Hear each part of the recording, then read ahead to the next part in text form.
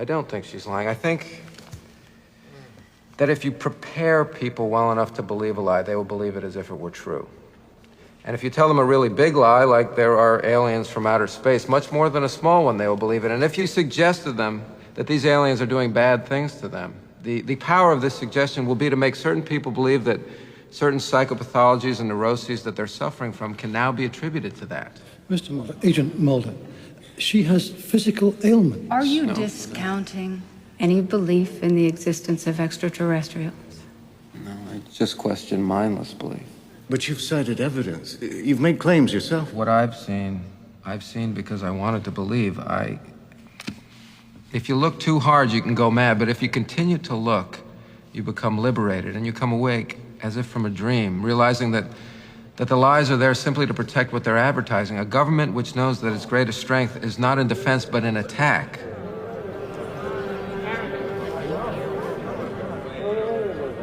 It's strongly held by believers in UFO phenomena that there is military complicity or involvement in abductions. But what if there is no complicity? What if there is simply just the military seeking to develop an arsenal of weapons against which there is no defense? Biological warfare, which justifies, in their eyes, making an ass out of the nation with stories of little green men.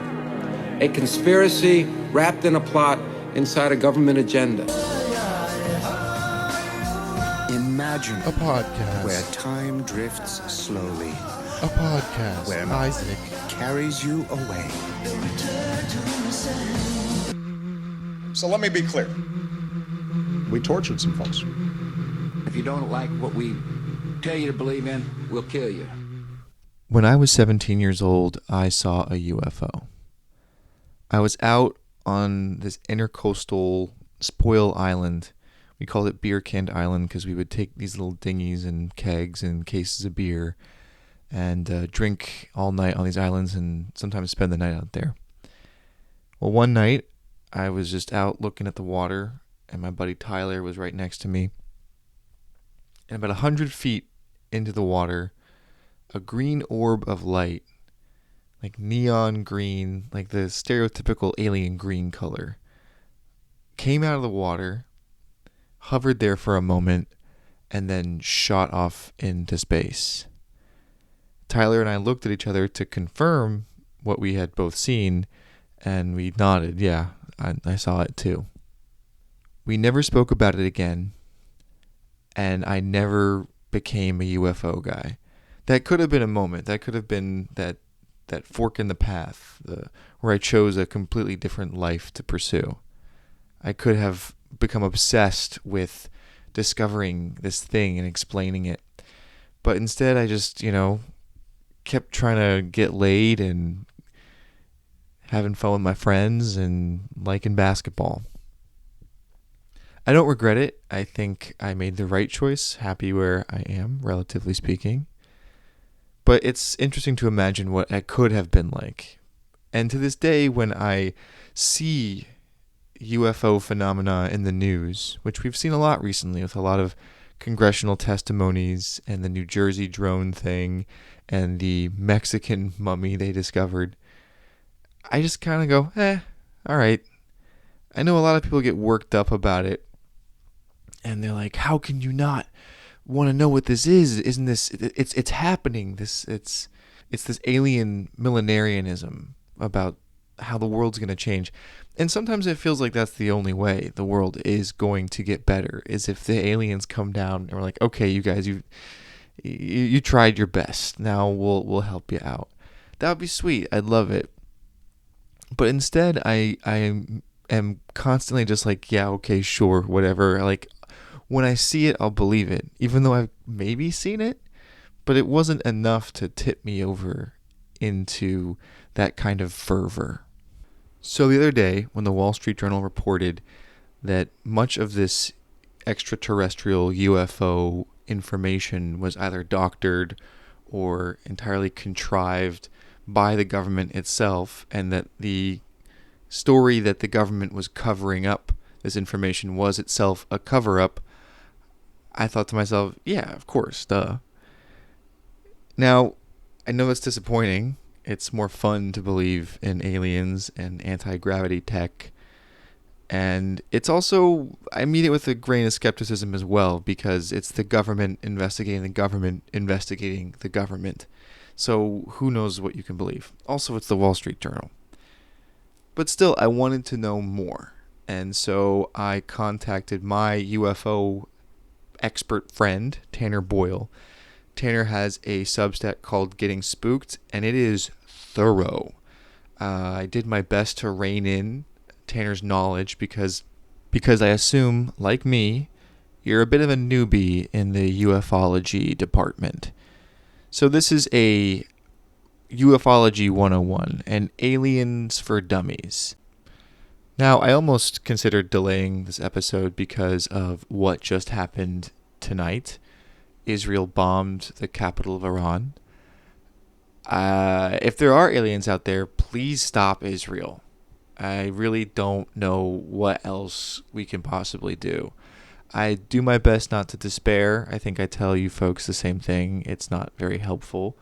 But in light of everything that's going on with this current attack, with Gaza, with LA riots and the Gestapo and the Marines coming to stop, I don't know. It's a bummer sometimes. But again, do not despair. I will do an episode about what's happening and how I think we can best respond to it very soon. But until then, take a break from all the fucking shit show that is 2025 and listen to me chat about aliens. Calling occupants of interplanetary craft. Calling occupants of interplanetary most extraordinary craft. Calling occupants of interplanetary craft. Calling occupants of interplanetary craft. Tanner, thank you so much for joining me on this episode. I've been meaning to have you on for a while now, and well, it's long overdue because I was on the I think they call it the program to chill embargo, so I couldn't talk about the Gulf Breeze 6 for a while. And then Jimmy just like up and left. He up and left us after all that. Yeah, well, Ironclad NDA from Jimmy Falun Gong. Bigger and better things, I assume. I hope. Yeah. I wanted to have you on. I immediately thought of you because of the Wall Street Journal piece that dropped this week that basically said the PSYOP is a PSYOP in regards to the UFO sightings in the United States. And I thought no one else, I don't want anyone else on the show besides Tanner Boyle. So Tanner, thank you for joining us. Well, of course, I'm happy to do it. And I of course, was very excited when that article came out, but the longer I've sat with it, the more I'm like, yeah, this isn't specific enough for me but the problem is I think the article is correct, but then it makes some like pretty big claims, and it's relying on sources, which is how the UFO thing has happened in the first place. I want to get into the characters in this world, but I don't think my audience are big ufologists. And so for this episode, I wanted to do a sort of ufology 101 in light of this article. And we'll go through some of the characters like Sean Kirkpatrick, whether he can be trusted at all. I think the rule that you said in your Substack, which everyone should subscribe to, is that we should never listen to anyone who has been in the military whatsoever. Yeah. So Sean Kirkpatrick, military guy, what are you supposed to do? Yeah, well, it's sort of like like that famous headline of the CIA investigating itself for the crack trade. It's like the Department of Defense says this about UFOs, and it's like, well, they're not really going to come out and just lay it all bare, so to speak. But it's interesting that the article actually does make the claim that it goes all the way back to, the 1950s. Obviously, I would recommend that everybody read the book Mirage Men, as that, like, That's nobody's first UFO book, but perhaps it should be. That would be my recommended reading for Ufology 101.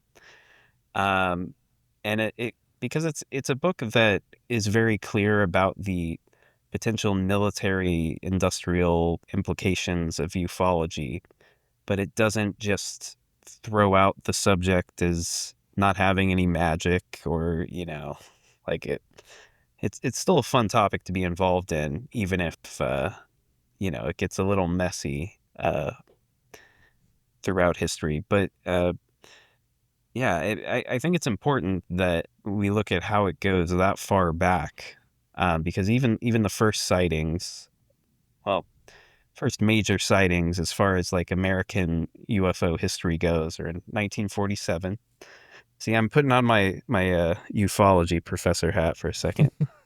Uh, but anytime anybody else brings up the 1947 sightings, I'm like, all right, I've heard all this before.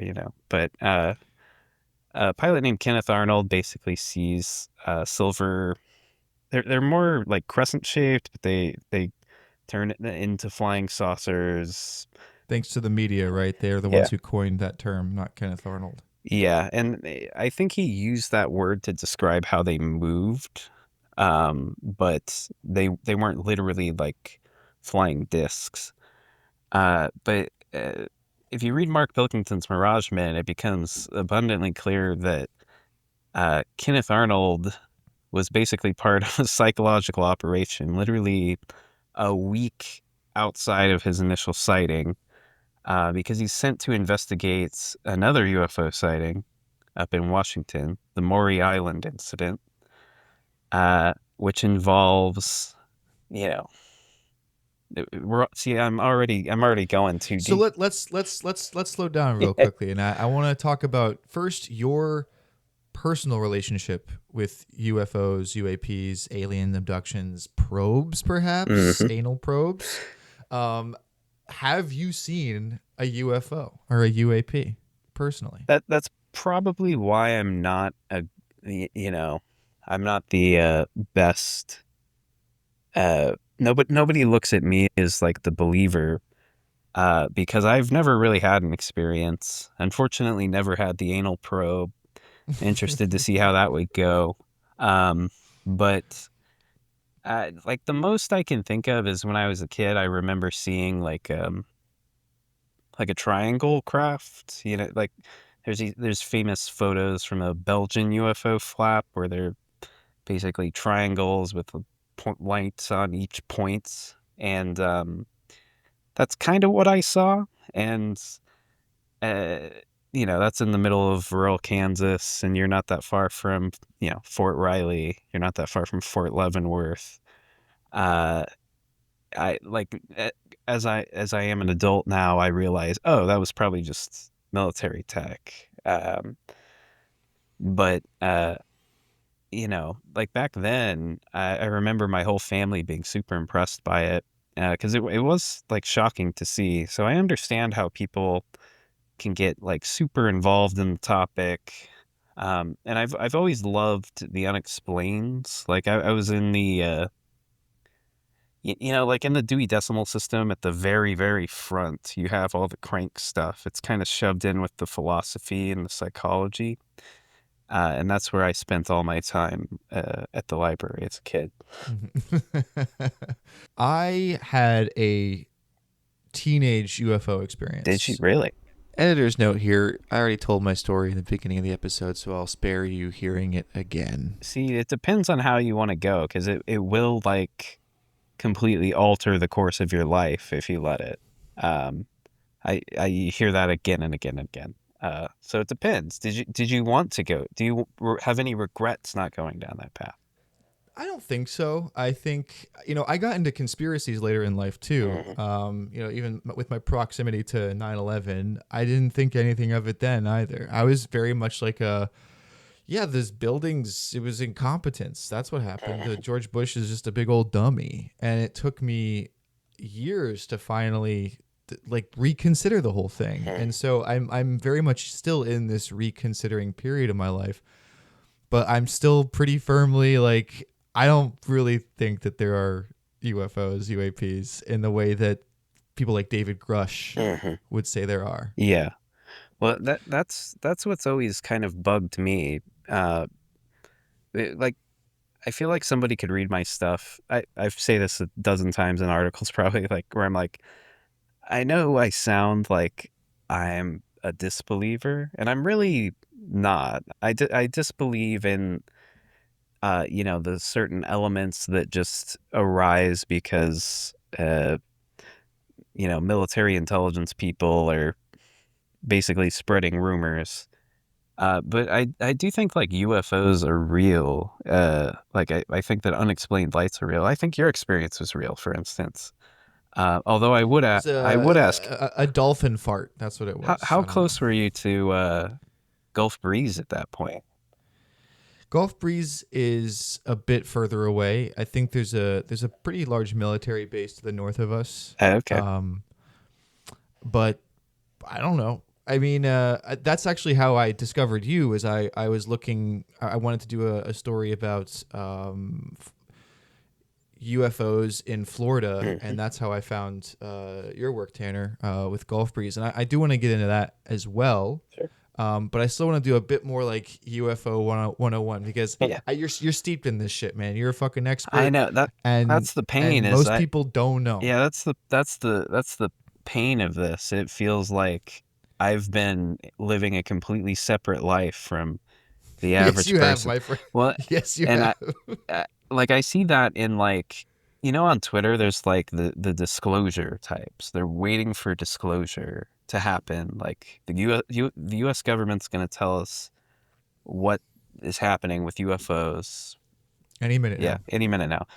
And I always think like it's so easy to just get lost in that because it's like it's like a separate ecosystem, and I'm sort of in it, but not. I'm not a participant. I'm more of an observer. um, I think, yeah, if you can keep a safe distance from that stuff, it can be amusing. Otherwise, you're just you're a Seventh-day Adventist. yeah, You're literally on the roof waiting for Jesus to come down because some guy gave you bad math, and you're willing to keep getting on that roof again and again and again because of, I don't know, some sort of spiritual sunk cost fallacy. I'm right. not sure. Well, yeah, it's certainly interesting. I mean, we can probably talk about that too, like the how it's become sort of a religious movement that's not entirely separate from. Let's put a pin in that and remember it. Okay. I still want to give like the foundation of ufology to my listeners. You did write in your Substack your manifesto. I don't think I can say it because there's like a pun with UFO in it. Manifest UFO. I don't know how it's Manifest UFO. pronounced either, frankly. Might need to go more. I don't know how marketers might feel about that, but it visually it makes sense. Yeah. And so I found that to be a very helpful metric or thesis for your interpretation of these events, and I subscribe to that. Because I want to believe that. I think Sure. that's how this all works.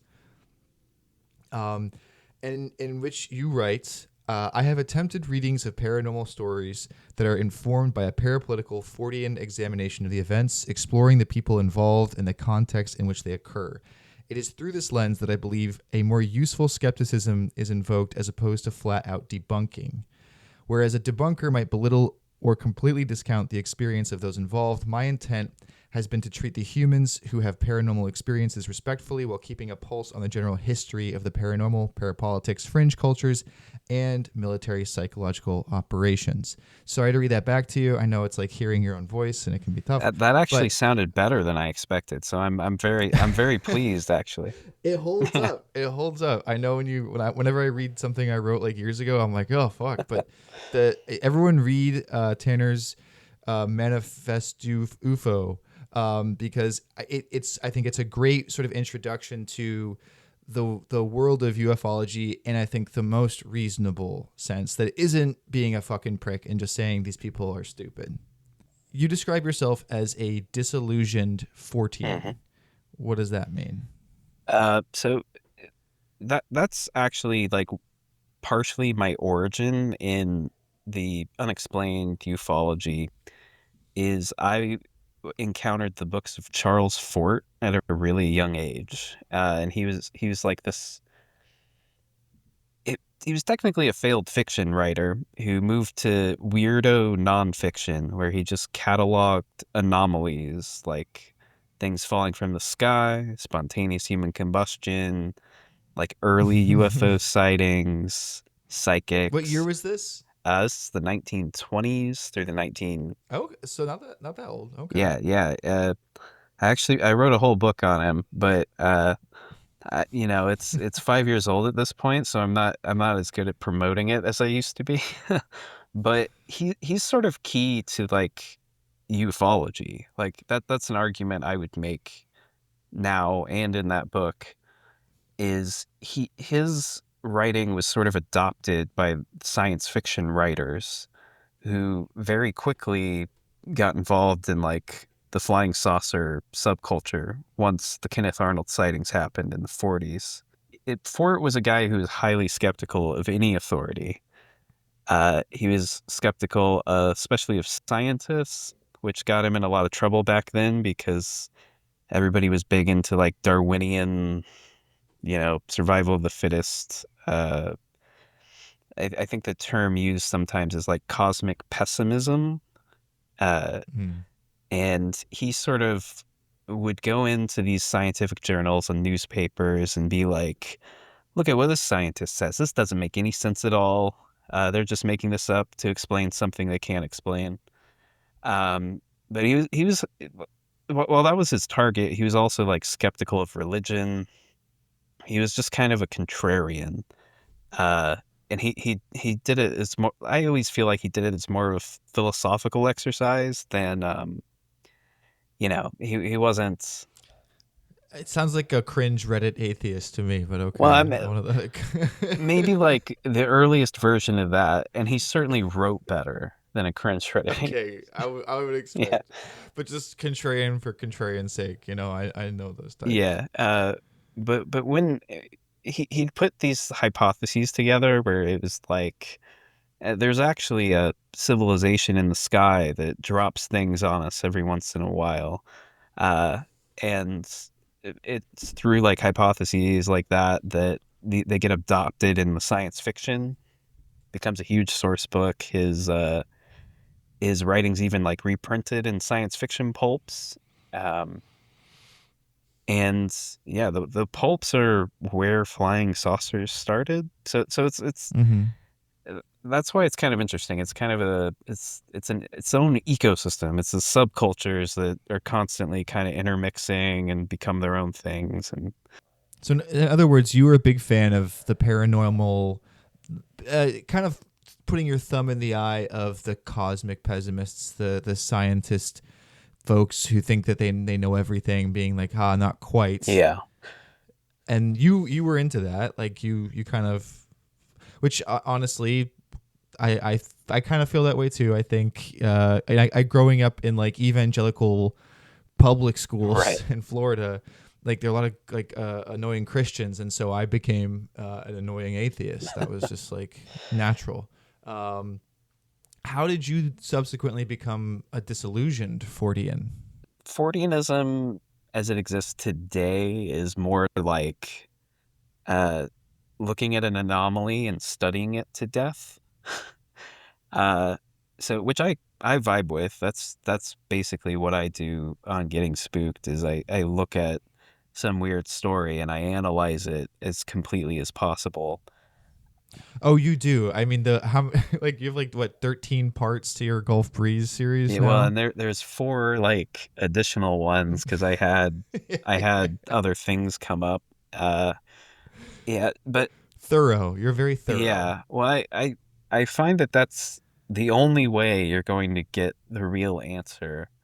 And that's something that I feel like has been lacking in ufology lately.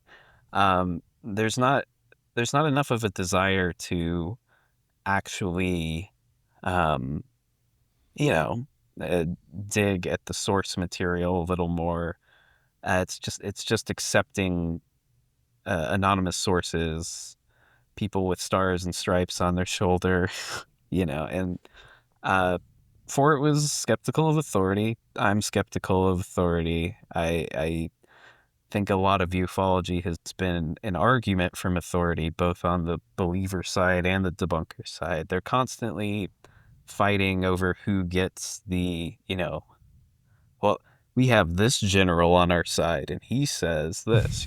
So Credentialism, yeah, basically. so I've been uh trying to, I hope partially succeeding in trying to circumvent that uh sort of paradigm, uh because I don't think it's useful, and I don't think it gets us any closer to, a UFO truth, whatever that may be.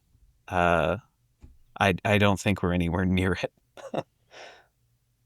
What is the state of ufology today? Because it felt like there was almost a critical mass. These moments where it was in the news a lot. I mean, I saw David Grush's ugly face everywhere, and the Jersey drone thing. Yeah. I thought was going to drive people absolutely insane, and it really seemed like it was this critical mass moment going to cross that Rubicon, and everyone's going to be a fucking like UFO nut. Yeah.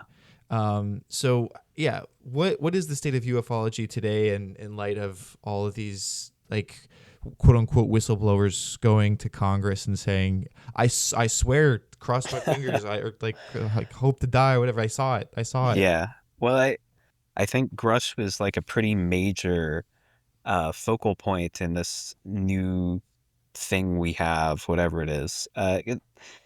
And who is David Grush? And like, yeah, tell me what you think So about him. he's a former NRO guy, is the primary credential I hear most of the time, but he was What's NRO? National Reconnaissance Office. So Okay. it's basically like intelligence gathering. He was also part of the National Geospatial something something. Lord knows what that one is, but it's all kind of like intelligence gathering, monitoring, satellite imagery, things like this. But he sort of comes out with this story that's it's unclear where exactly it started, but he's come into contact with sources who basically told him like, yes, the government has flying saucers. They have non-human biologics is the term he uses, which is odd. You'd think it would just be, you know, extraterrestrials or something like that, but he uses this really odd specific phrasing.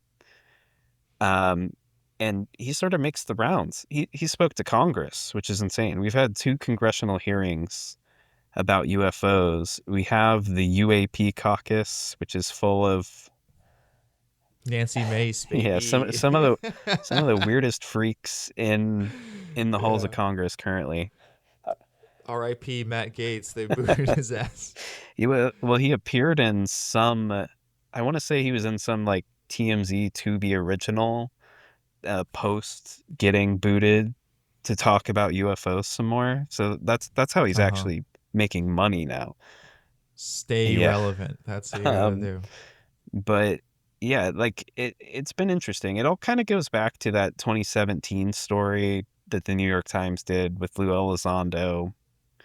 To the Stars Academy with Tom DeLonge. There was this whole big push by, I mean, you look at the lineup of that movement, and it's like ex-CIA, ex-Special Forces, ex-CIA scientist, like former Deputy Director of Intelligence, Chris Mellon, things like that.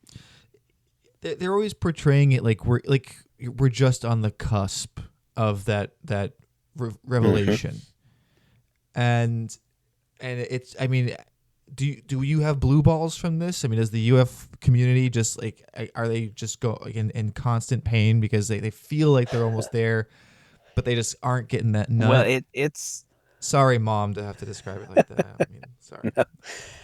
Well, so that's the thing. Like, I've been in this since I was a kid.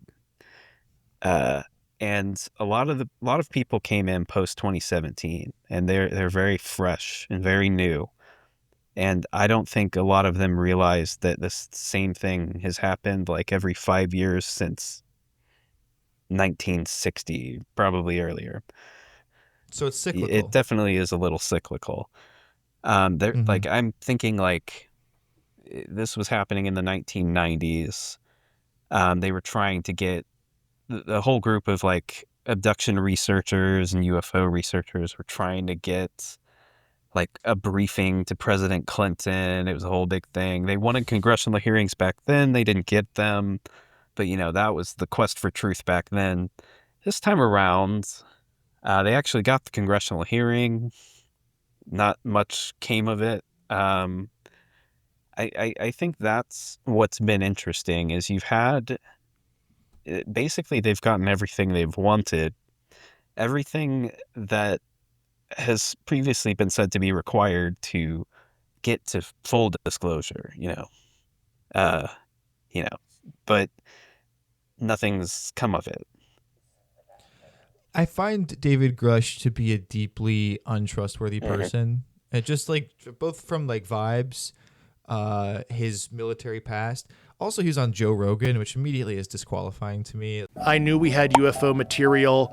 I was denied access for decades. I tried to get access. I was like, holy shit, the former majority leader just say, did he just confirm this to me as well? What happened to that vehicle? It looked like it crashed, right? The original shape most likely was like a lenticular disc-like craft, with like two dinner plates, smushed together, right? The hump, and there's like a, like a bubble on top. It looks like when it hits, the edges broke off.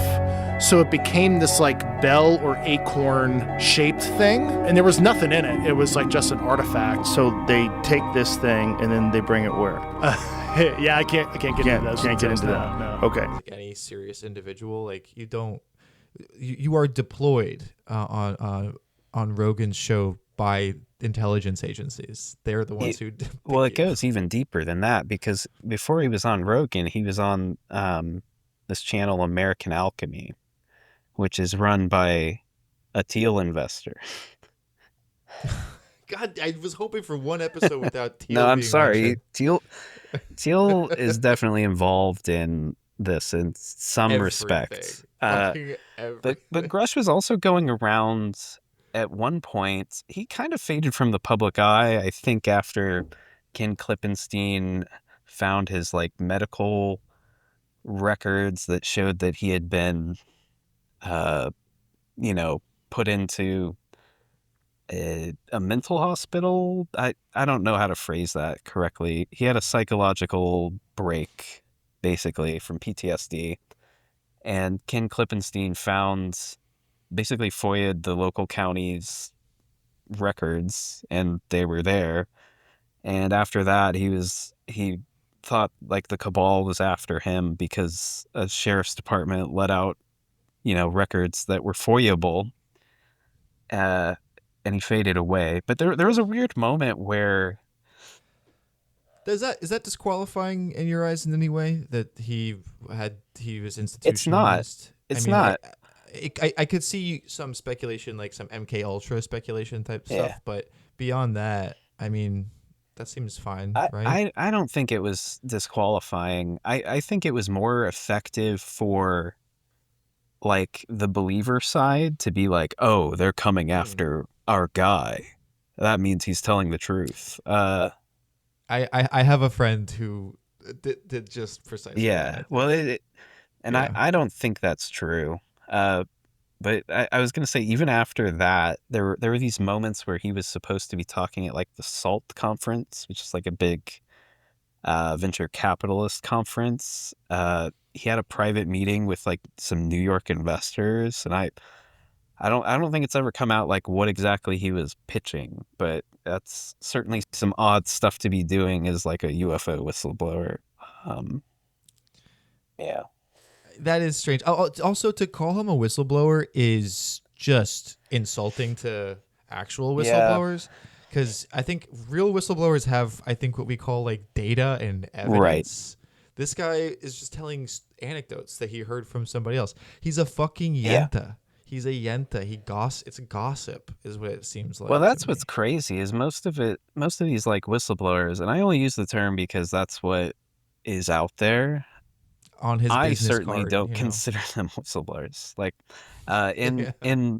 most of my writings, it'll always be in scare quotes. But I realize as I'm talking that scare quotes don't come out. They can't. But Yeah. um, but yeah, they send everything they're going to say to Congress to like some review. I forget what it's called, but it basically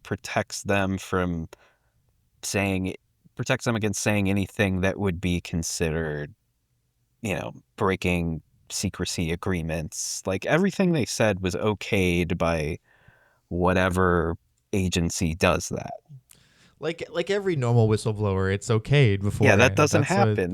That's the crazy part. Like, No, usually you either get murdered or sent to prison for blowing the whistle yeah. in this country. You don't get a fucking podcasting career out of it. Well, a Typically. bunch of this new crop, and that's what's kind of different about this current era. I feel like is we get a new whistleblower every 2 weeks, something like that. And it's never as good as the last one. I feel like Grush was the best we had, and it's all gone downhill since then. And that's not even to say Grush was that great to begin with, but he had the most exciting claims. Now, wasn't it Grush's testimony that led to this investigation that was reported in the Wall Street Journal? So I think it was basically the congressional hearings led to, basically Arrow investigating the claims, and that was that Sean Kirkpatrick guy you mentioned earlier. It did lead to that, but I think it implies that there's a separate Pentagon investigation that was ongoing to look into the rumors, and there is there was a sanitized version that basically left out the fact that a lot of these whistleblowers were tricked by, basically like I think they call it hazing at one point, but it seems a lot more systematized than I think even the article probably lends credence to. Like it's that's something that's floated by me a bunch as I hear these whistleblowers talk, again scare quotes, and I'm like, oh, they just saw like literally an OPSEC test and they fell for it and they leaked it, and of course like they fell for basically disinformation like the article suggests. um And I think a lot of people have had these assumptions. I think Mark Pilkington in Mirageman talks about instances where newbies are basically told crazy secrets about UFOs as like, hazing, and then it spins into like them fully buying into it. And maybe they don't tell the higher ups, but they'll tell people in their private lives about it, and all of this winds up taking on a life of its own. Yeah. Yeah, I think Pilkington, which I will say was my introduction to ufology writing, was Mirage Men. Don't watch the documentary, read the book, because Mark Pilkington is an amazing writer. It is so well written that I almost was like, how is this possible? How is this possible? This person has like this perspective on the truth and can write this well. Like it usually doesn't. It's hard to find that combination, but he's incredible. He would also be able to give a better ufology 101 than I can. All right, I'm gonna cancel the show and just call him right now. He went on my podcast recently, so yeah, we could. I'll get him. I'll get him next. Don't worry. But no, I'm gonna keep. I still think that you have a great ufology, especially again in your manifesto. And I think it's important to point this out. This is from your manifesto, you Manifest UFO. What has remained consistent throughout UFO and alien abduction experiences of varying types throughout the decades since the very inception of the phenomena in popular culture is the presence of military and intelligence figures. And it seems like that the story in the Wall Street Journal does precisely that and vindicates this thing that's like anytime it's ever described as anything other than a military psyop, it's not really true. Yeah, it's hard to understate. Let me restart. It's hard to understate that fact because it is literally like I talk about in the manifest UFO how even the earliest abduction reports have had some like doubt cast on them. Like Betty and Barney Hill is the most famous one. They, of course, were friends with dozens upon dozens of Air Force people. Their psychiatrist may have been connected to certain MK Ultra doctors. Just, you know, there's a lot going on there. They were both social activists, and once they were abducted by UFOs, they weren't social activists anymore, at least not to the same extent. And you know, there's basically two other cases that I won't go into in any detail, but you know, I've written about the Villas Boas incident, and there's been allegations that that too was basically done by the CIA to test drugs and you know, interrogation techniques, basically. And that's in South America at the exact right time for drugs and interrogation techniques to be tested. And you know, the more I've sat with it, the more I realized that, you know, every piece of the phenomena that exists has this glaring issue that it seems like the military is connected to it somehow. That's abductions is one example, but you know, I talked earlier about Kenneth Arnold basically immediately being put into some weird psychological operation at Maury Island where his room was bugged. He was told this like pack of lies by Fred Chrisman, who later shows up in like JFK assassination stuff. Not only that, but like this is going real deep, but the real heads will know. At Maury Island, the investigating FBI agent was Guy Bannister. Yeah. So like that's what has occurred to me throughout all my time in this is that there's always some intelligence connection. And that's sort of the basis of getting spooked is like always looking at like, oh, this person has this incredible intelligence background, but it's never mentioned in this book about this UFO incident kind of thing. But wouldn't it make sense that intelligence agencies would get involved in any sightings, or is it the timeline that they preceded the event itself? It's not like they're picking up the pieces like some investigative crew. They're there throughout the entire event.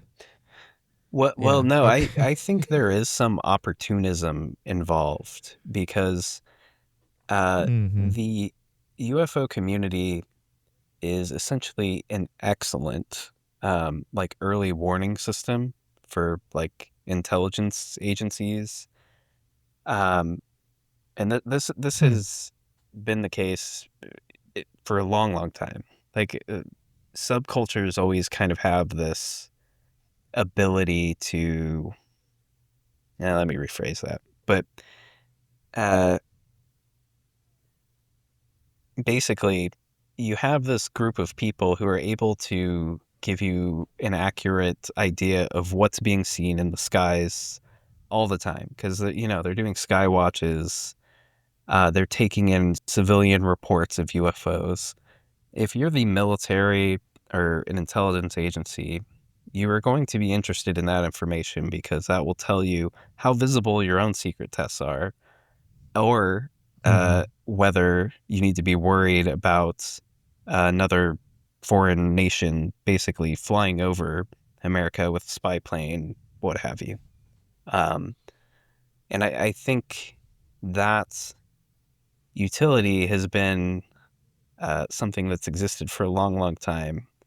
Mirage Men, of course, covers the Benowitz affair, which is basically the seeding of disinformation to the UFO community to obscure a secret aircraft at an Air Force base in New Mexico. And also, like, to see what you can get a man Yeah, to that believe. That was fuck Richard Doty, dude. I mean, even if he is telling like 20% Yeah. truths, to make a man go insane like that is fucking like it's the most documented case of gang stalking I've ever seen. It's pretty nuts. That's something that's always not set right with me. Was this can't all just be to hide aircraft? They're doing some kind of like they're literally testing to see how far they can take it. You know, how far they can poison the well. Mhm. I think a certain usage that the UFO community has is basically checking for leaks at actual like military or intelligence agencies, because you can tell the UFO community something and it'll spread all over the place because they don't know how to keep secrets. So basically, Yentas, they're fucking yentas, dude. It's so if you're worried about like basically OPSEC, you tell somebody a UFO secret, and once that appears in the UFO community, you're like, oh, we know who's telling that story. And I imagine that that is an element of sort of what we're seeing even with this new Wall Street Journal piece, because it does like that. I would rather see some more receipts, because I feel like there's a lot of big claims. There's a lot of anonymous sources, and I think that its conclusions are correct, but I also, in the back of my head, just want like, well, do you have like names or, documents? And what are these conclusions exactly? Basically that there is a widespread, seemingly systematized effort to spread UFO disinformation through, like newer recruits, members of the military. But it spreads beyond that into just like planting UFO stories in the press, in local communities to basically obscure things. I think, I don't know if it comes to that like big conclusion. I think it hedges a bit on whether it's like systematized or, a few bad actors here and there. But based on how high up the totem pole it goes, I do wonder whether it's just a few bad apples. I think it's probably. Well, in 2021, Barack Obama said, like, oh, yeah, there's stuff out there we don't know. He said there weren't alien bodies, but we can't explain this technology that we're seeing. Yeah, well, I think that's how they get people, because I think that's like probably true in like 1% of cases where it's like something truly anomalous, and it can't be explained by like our aircraft or another country's aircraft. But like I don't know why people go to like, oh, I know who will tell us the truth about this. The US military. Barack Obama, Barack yes. Obama. On fucking like Jimmy Kimmel, like he didn't have the fucking questions ahead of time and being like, yes, you can ask. We want you to ask about the UFOs, please. The Jersey drone thing I thought was, like you said, one of those, maybe that seemed like an opportunistic moment, because Reason magazine did, I think, the best or broke down what happened, what that phenomenon was at the end of 2024, where it was just aircraft. It was mostly just aircraft being rerouted, and people went insane, and everyone was like, why aren't they panicking? Why is like, this is the craziest thing in the world? My buddy here, who's a UFO guy, was like, "Dude, this is it. This is it. It's like it's finally Right. going down." This is the anti-gravity technology that Peter Thiel has, and they got it, dude. They fucking got it. And of course, nothing happened, and the Biden administration did nothing to stop that. They could have clarified that immediately, but instead they let people for like a month have psychotic breaks. I think that's what struck me about that, and why I'm 100% certain that most of it was just passenger airplanes flying out of Newark, which is pretty funny to think that like caused a mass panic. But I think the way like an uncontacted tribe, a bunch of fucking Guidos just being like just yelling Yeah. at the sky. I don't know. I think it's the fact that it's Newark that makes it funnier to me. Like, I don't know. New Jersey's a good punchline, but yeah, like I definitely wonder why it was like allowed to fester. It seemed on purpose. Like they were like winking all the time. Like what's his fucking name? Kirkby, that fucking asshole. Like just like being like, oh, I think it's okay. It's all right. Don't like fucking to let that again. That's like some Richard Doty shit. Is to let people go crazy and like encourage it. And the question is why? What value does it bring society to give people schizophrenic breaks? Well, I think it's an important question. But yeah, well, and everybody thought Trump was going to tell the truth about them too, and then he was basically like, it was passenger aircraft. FAA didn't see anything anomalous. Epstein killed himself, same old. Yeah. But like I think that there probably were like, maybe at the start, because that's like right. I know that Ken Lane has kind of been following like drone panics. He followed the one that was in Colorado a while back, like maybe like 5 years ago. I think it's funny that this is like something that keeps happening. It's like a drone panic. It's very like War of the Worlds of its time. But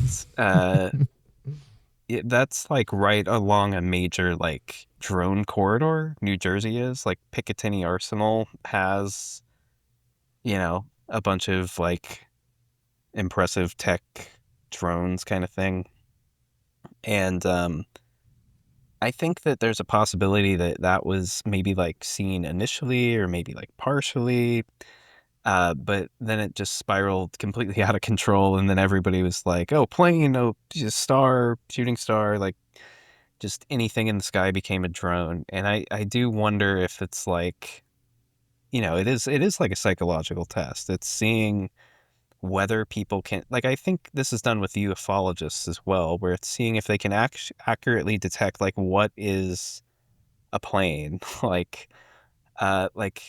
you're testing out the U-2 spy plane, and it's like, oh, good, the ufologists think it's flying saucer. We're good to go. We can send it to Russia immediately, sir. Like, and then it's also tough to walk it back because I think people become so personally, emotionally invested in these events that whenever it's finally revealed to be, like either airplanes or some minor private contracted drone program, they're like, no, it's anti-gravity technology. Those were the size of cars, and they were floating for way too long, and that Iranian warship is right there off the cliff. Like, it's like you can't.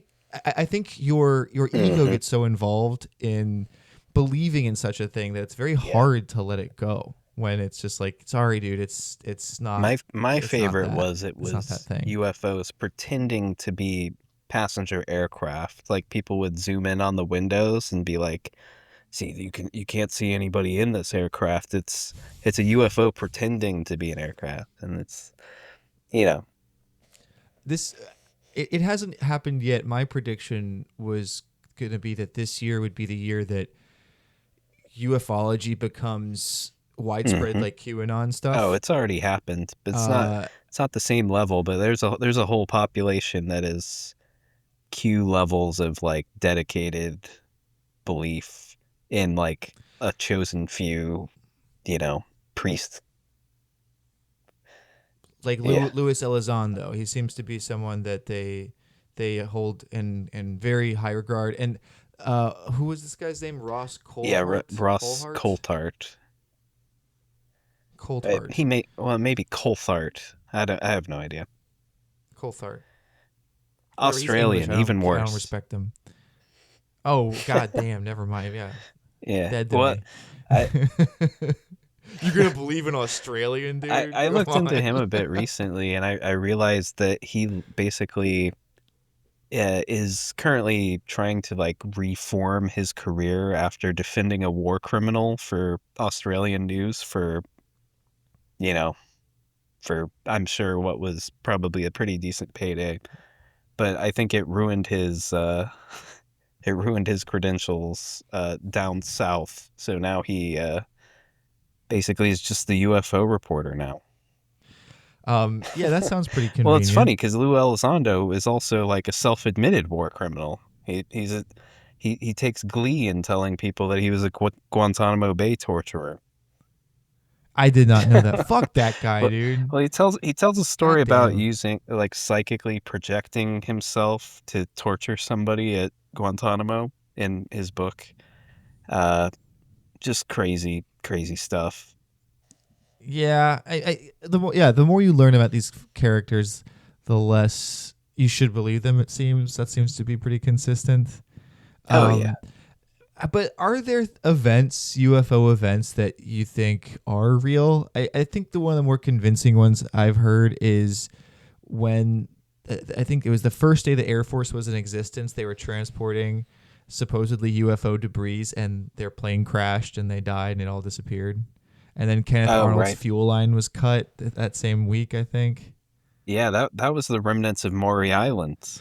Right. So are like when I hear something like that, like I'll be like, Mhm. okay, that percentage just went like in the favor of it being real to me.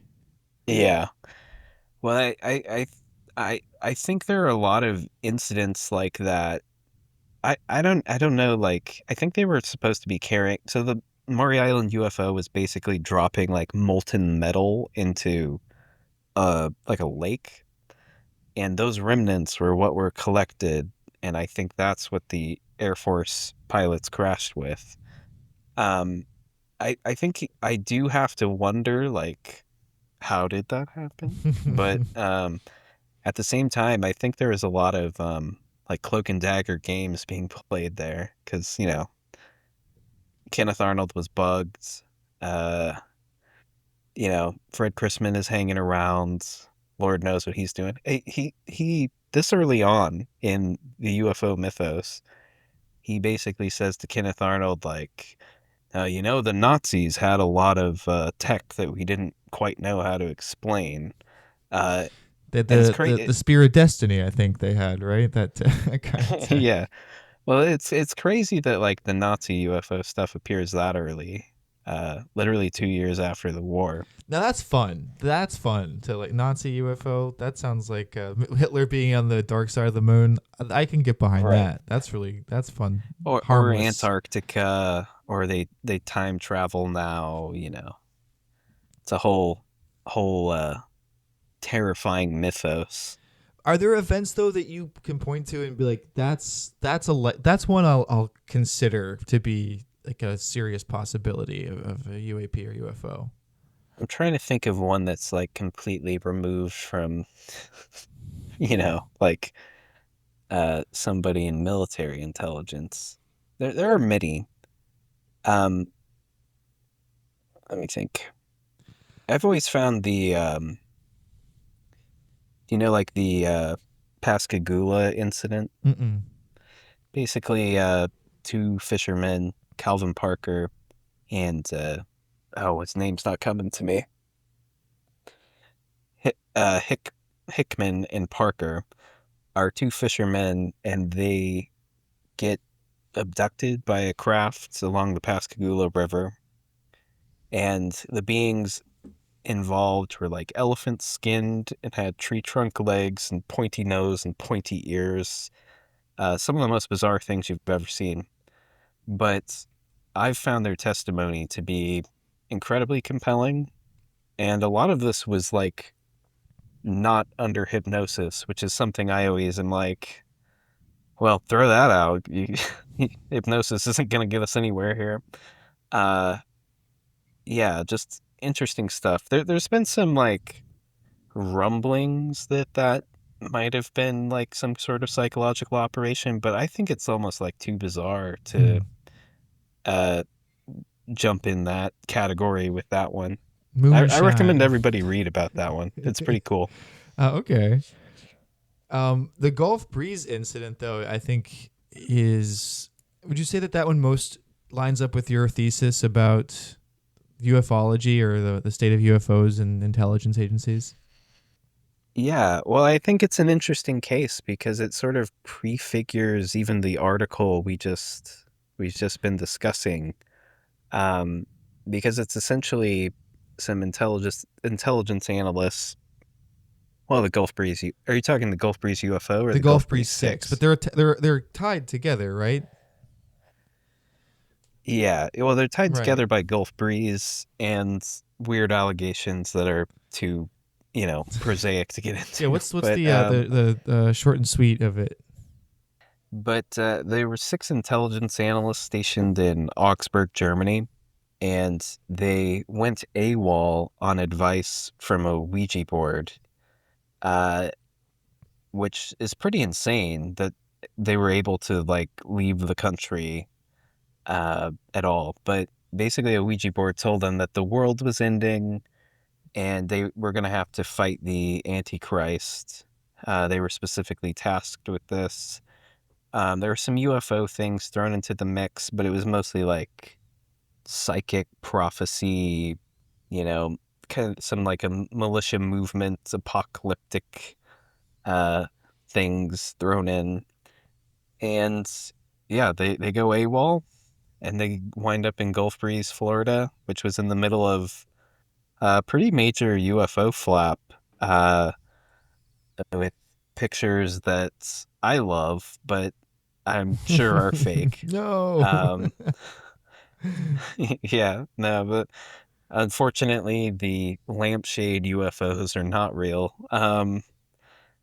The but it's an interesting case because there's a lot of compelling stuff. The longer I looked into it, that they were basically influenced by the same documents that influenced Paul Benowitz. The documents put forth to Linda Moulton Howe by Richard Doty back in the early 80s. They're still floating around, and they affected essentially some Army intelligence analysts, like, you know, friendly psychological fire.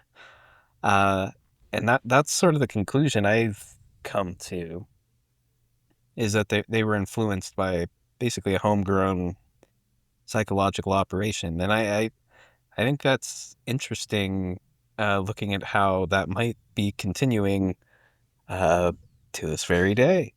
Uh, Soldiers being influenced by this stuff. Yeah, that's the other thing I feel like Mirage Men kind of exposed was that the techniques that Richard Doty used aren't that dissimilar from like a manufactured viral moment or even like potentially some Mhm. false flags that we've seen in the in recent history.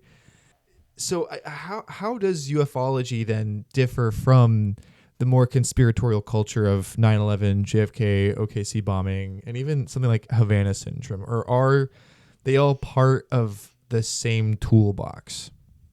Well, I think they're interconnected in strange ways, but ufology definitely tries to like set itself aside as, it's something that um it it's a military topic, sort of like through and through.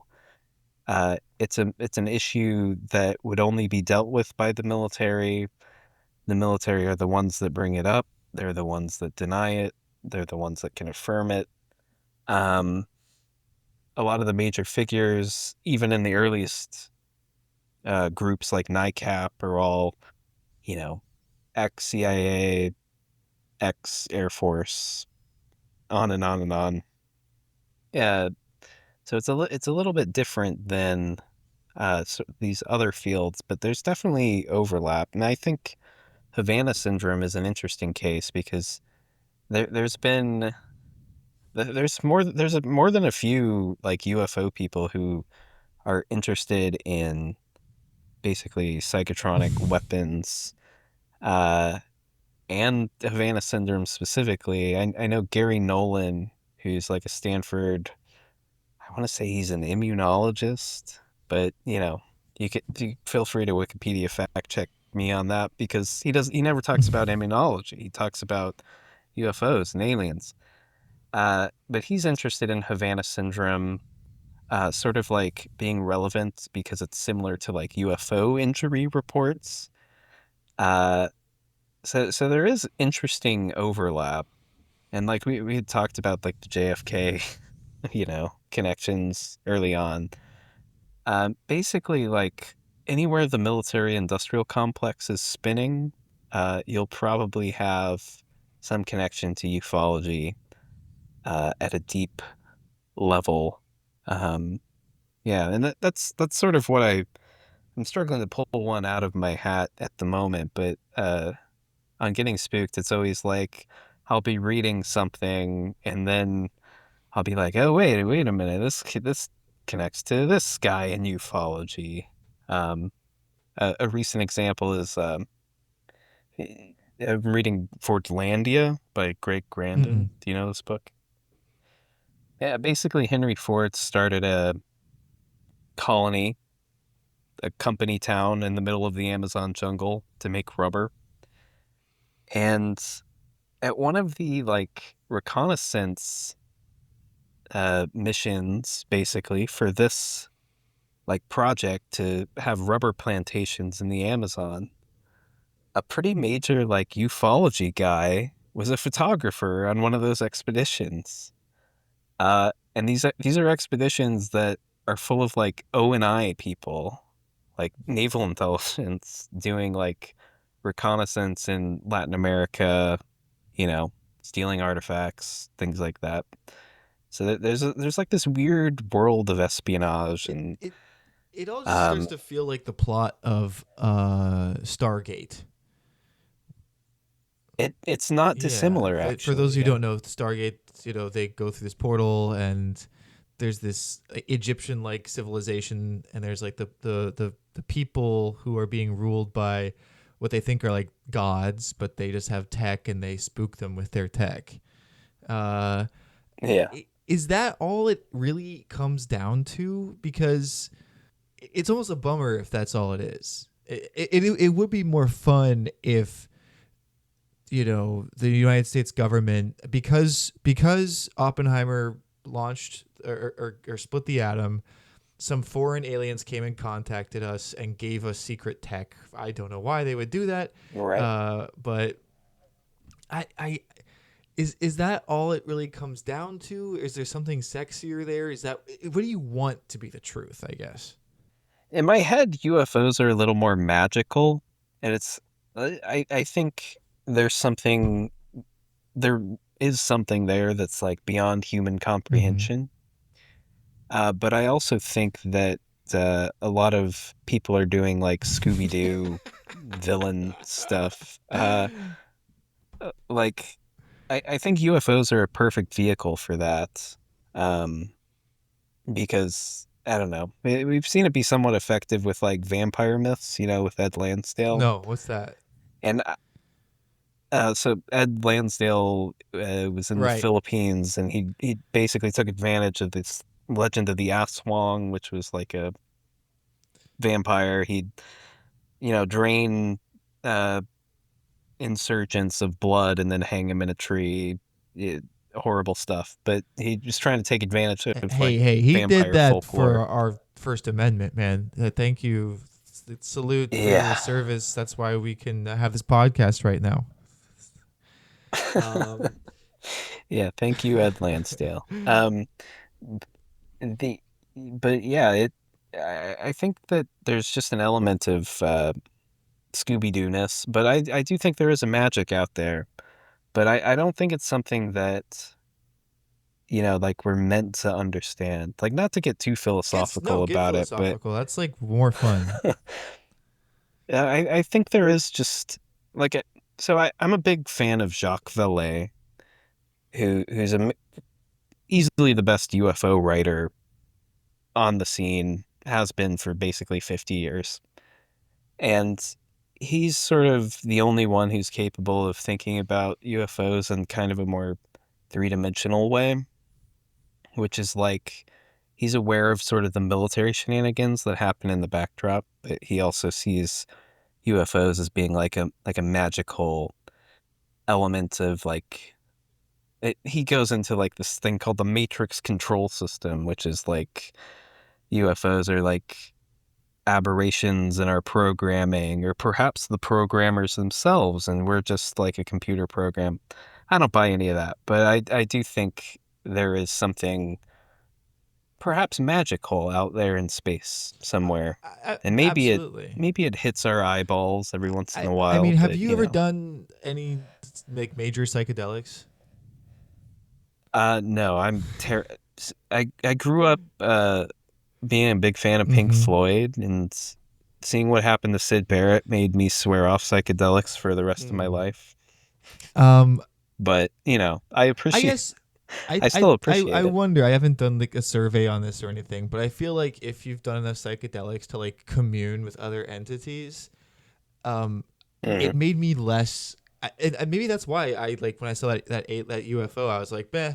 Because I've seen crazier shit when I've been on acid, like I've communed with other entities, with demons even, dude. I don't much like talking to them, but I feel like if you have that perspective on this stuff, I don't know, maybe it makes you less susceptible to it. I can't say, maybe more. I haven't done a survey. Yeah. For me, I think psychedelics made me just look at this stuff with a certain kind of like kind skepticism. I don't want to be a dick about certain things. I also like to believe in the I don't know if it's like a miracle or a curse of human existence. Like, I think we're pretty much alone in all this. And I think that even the book of Job tells us this too, that the last time God spoke to man was when Job said, "This shit sucks. You fucked us." And God's like, "You're right," and then pieces out forever. And I to me that makes more sense somehow in all this, that like we have to figure this out for ourselves, and we have to stop looking to the sky for our the solution. No, I think there's something to that. And that's why I'm not so like a lot of people come away from UFO incidents with like a deep sense of like religious change. It's almost like a psychedelic experience, at least my understanding of it, because I've never experienced either a UFO or psychedelics. But so perhaps maybe I'm not qualified to be talking about this. But yeah, I think there is just a way in which it can like reorient someone's way of thinking. And it's not always in like the negative way of being like totally subservient to, the UFO AI god or whatever. But it oftentimes is like this message of, protecting the earth. You're doing harm to the earth. You got to get rid of the nukes. And I think that's positive. And I think it may be like subconscious things that are externalized into some like weird psychological sort of like religious fervor. Absolutely. There is a hopefulness to I think a lot of ufologists. I think that there are those who believe that they think they're going to harvest us, but that doesn't seem like the more popular version. It is a deus ex machina sort of hopefulness, I guess. And maybe it's because I read this, I think it was like a fucking 4chan post or something, but it explained, or I think it was Tumblr actually, that said that the animals in nature experience us like we're fairies, that sometimes help them and sometimes hurt them. And so I do think about that, where it's just like some trapped animals, like, what the fuck is this scary demon looking thing doing to me? And you're like, you're either gonna like take you're a skunk and you're gonna take like the peanut butter cup off of his head, or you're gonna do something mean. Yeah. And that's what psychedelics are like too, a lot, where you're either gonna like confront some like benevolent entity or some like fucking prankster one that's gonna like scare the shit out of you. And maybe that's like why we want these aliens, because we want our own versions of fairies to kind of like interact with us. But it would be such a bummer if it's like us at the top, like we are. It's so bad. Yeah. Well, no, that like I'm much more appreciative of that like view of the phenomena, and it's like why I'm so averse to like the bureaucracy version that we have now, where it's like, if we get this congressional hearing and enough people sign this document, then we'll know that the UFOs aliens are real. waiting for congressional approval to show themselves to us. Yeah, and all that, when there could be something like more magical afoot. Like it could be like you said, like fairies. I'm a Bigfoot believer, which is unpopular a lot in this sphere, I feel like. But I don't know, like I was talking with my friends about this, and it's just like some people have just completely lost their sense of childlike wonder. And I don't think that benefits the topic at all. I think that's why it's so bad now. I think it's a great note to end on. Tanner, unless there's something else you wanted to add. Oh no! Thank you for being on the show. I'm definitely gonna have you on again, because I there's gonna be another UFO moment. Oh, it never ends. I'd love to have you on, and maybe have you maybe I'll have you debate my friend, because he was really mad. He's really mad when he's like, why am I not on your show? And I'm like, well, I don't know. See, I'm not a debater, but I will have a engaging, thoughtful conversation with him if he's interested in that. That's annoying. If you guys want to know more about ufology, and I think the most like reasonable, well-written way, go check out Getting Spooked, Tanner Boyle's Substack. I'll put the link in the bio and everything. Tanner, man, thanks so much. Yeah, it was a pleasure. Thanks for having me on. When the Revenant came down, we couldn't imagine what it was. In the spirit of 3 stars, the alien thing that took its form.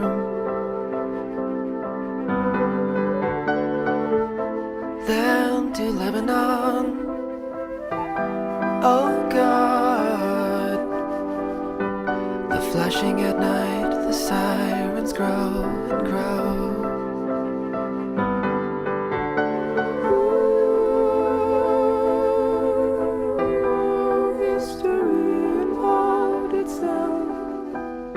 Mysterious shade that took its form, or what it was, incarnation, 3 stars, delivering signs and dusting from their eyes.